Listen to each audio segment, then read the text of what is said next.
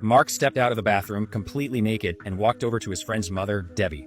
Seeing how flustered she looked, he reached out and brushed a strand of hair away from her face. The simple gesture made Debbie's whole body feel hot.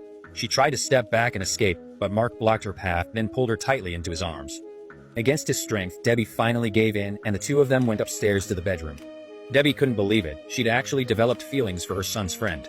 It had only been 2 weeks since Debbie received the devastating news that her son John had fallen off a cliff in an accident. That moment plunged her into the darkest time of her life.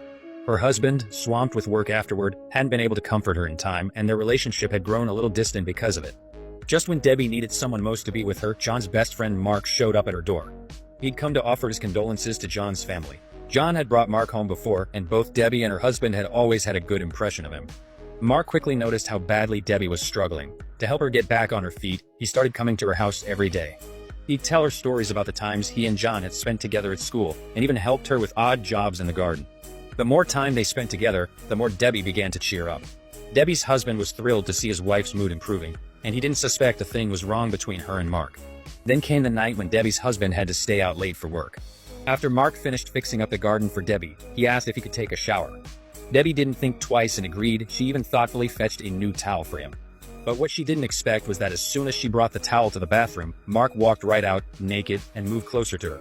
When she caught the scent of his young body, Debbie lost all sense of reason. The two of them went upstairs to the master bedroom.